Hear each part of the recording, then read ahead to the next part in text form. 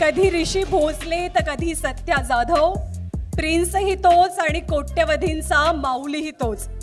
बाभुळगाव ते बॉलिवूड असा आहे ज्याचा प्रवास.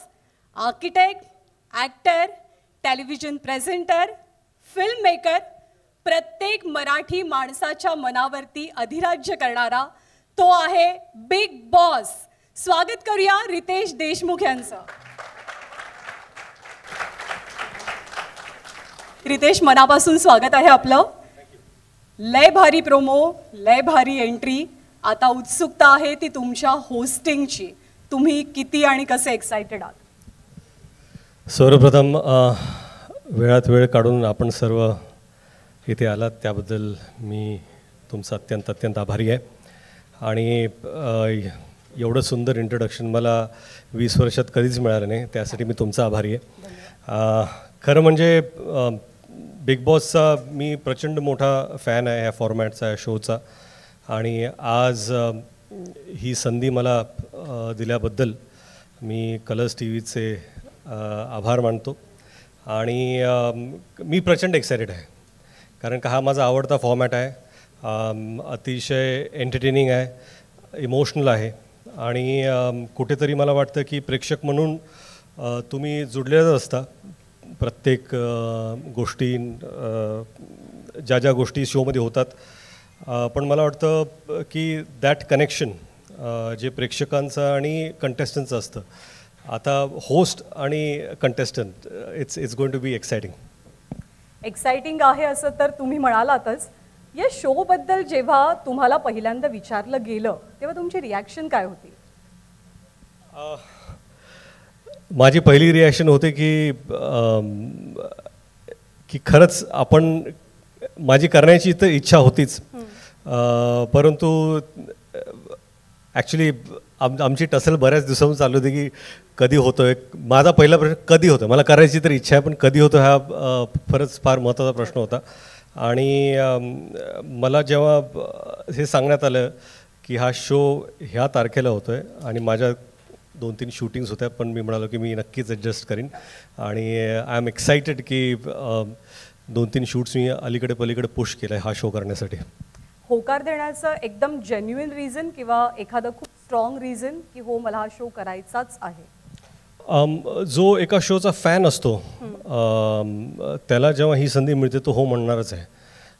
आणि होस्टिंग बिग बॉस मला वाटतं की ऑपॉर्च्युनिटीपेक्षा जास्त it's an honour. And I am extremely humbled and honoured to be hosting this show. आता एखाद्या टेलिव्हिजन शोचं होस्टिंग करण्याचा तुमचा काही हा पहिला अनुभव नाही, याआधी सुद्धा तुम्ही केलेला आहे होस्टिंग, पण आता बिग बॉससाठी काही स्पेशल तयारी केली आहे? आता तयारी सुरू आमची झालेलीच आहे. आणि सर्व टीमबरोबर बऱ्याच वेळा आमच्या चर्चा झालेल्या आहेत, ब्रेनस्टॉर्मिंग सेशन झालेले आहेत. परंतु काय की कंटेस्टंट्स कोण आहेत हे मलाही माहीत नाही आहे, म्हणून त्याची अजून तयारी माझी झालेली नाही आहे. फॉर्मॅटची ऑफकोर्स चर्चा झाली कसं व्हायला पाहिजे, रिहर्सल्स पण सुरू आहेत आणि अजून होणार पण आहेत. But it's exciting. आपण म्हणालात की आपण स्वतः या शोचे खूप मोठे फॅन आहात, तर या शोची अशी एखादी गोष्ट जी तुम्हाला खूप अट्रॅक्ट करते, खूप आवडते? मला वाटतं कुठल्याही शोज चालण्यासाठी ना त्या शोचे इमोशन्स कनेक्ट होणं फार गरजेचं असतं.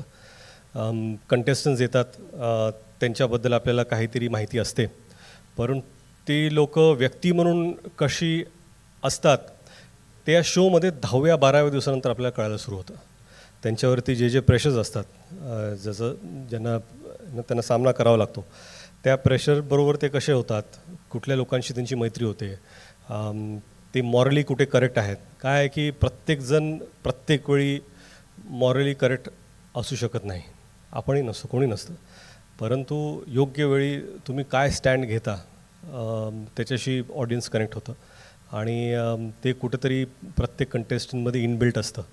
आणि मला वाटतं की तीच गोष्ट मला फार आवडते. बिग बॉसची खासियत म्हणजे बिग बॉस या शोची जितकी चर्चा होते तितकीच चर्चा त्याच्या होस्टची सुद्धा होते. सो तुम्ही आता त्या क्लबमध्ये आलेला आहात.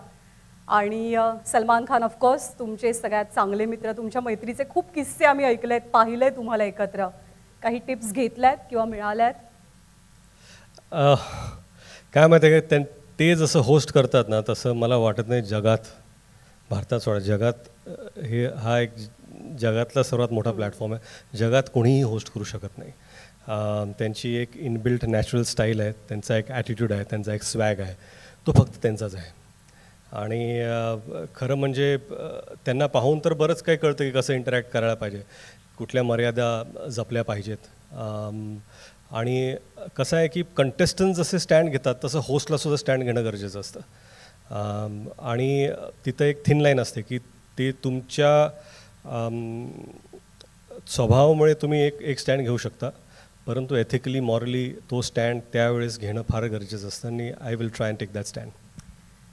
तुम्ही खूप मोठे मल्टीटास्कर आहात. तुम्ही ॲक्टर आहात, फिल्ममेकर आहात, प्रोड्युसर आहात, तुम्ही टेलिव्हिजन प्रेझेंटर आहात, आणखी नव्यानं भूमिकेमध्ये तुम्ही येत आहे.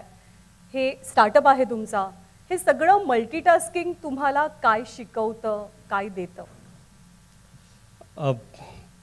सर्वात प्रथम ना, मी सीकर आहे. मला नवीन नवीन गोष्टी करायची फार इच्छा असते. आणि मला जर असं म्हटलं की हे शक्य नाही आहे किंवा अवघड आहे, तर मला असं वाटतं की ते सर्वात पहिलं केलं पाहिजे. आणि आयुष्यामध्ये अशा बऱ्याच संधी समोर आल्या आणि I just took them on.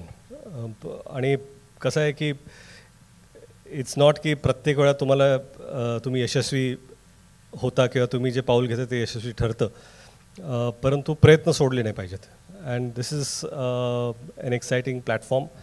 आणि मला वाटतं की सध्या माझ्या आयुष्यात जर काही एक्सायटिंग गोष्ट असेल तर ह्या क्षणी बिग बॉस होस्टिंग आहे. ही तुमच्या आयुष्यातली आत्ताची सगळ्यात एक्सायटिंग गोष्ट आहे. आपण बिग बॉसच्या प्लॅटफॉर्मवरती उभो आहोत, आपण बिग बॉसबद्दल बोलतोय. तुमच्या घरातले बिग बॉस कोण आहेत? माझ्याच नव्हे तर सगळ्यांच्या घरात एकच बिग बॉस असतो, तो म्हणजे त्याची बायको. सुपर. आता आम्ही सगळेजण खूप एक्सायटेड आहोत. तुम्ही जितके एक्सायटेड आहात त्याच्यापेक्षा जास्त उत्सुकता आय एम शुअर आपल्या सगळ्यांना आहे, सगळ्या प्रेक्षकांना आहे, तुम्हाला एका वेगळ्या अंदाजात आणि नवीन रूपात बघण्याची. त्यासाठी अर्थात शुभेच्छा सुद्धा आहेत. थँक्यू. हा इव्हेंट आपल्याला पुढे न्यायचा आहे आणि बिग बॉसचा हा सगळा मोठा घाट घालण्यासाठी कलर्स मराठी वाहिनी आणि एंडमॉल शाईन इंडियाचे जे पिलर्स या शोच्या पाठीमागे उभे आहेत, तर त्यांना आपण आता मंचावरती आमंत्रित करणार आहोत. Alok Jain, president general entertainment Viacom, Kedar Shinde, head programming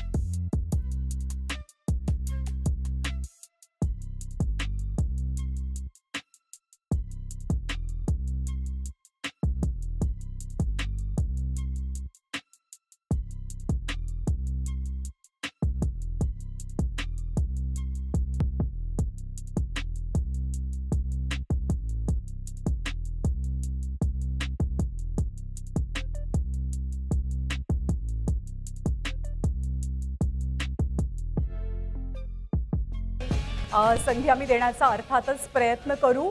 पण होप तुम्ही सर्वांनी आजचा हा कार्यक्रम एन्जॉय केलेला आहे. पुन्हा एकदा मनापासून आभार. Thank you so much. Have a great evening. Thanks a lot.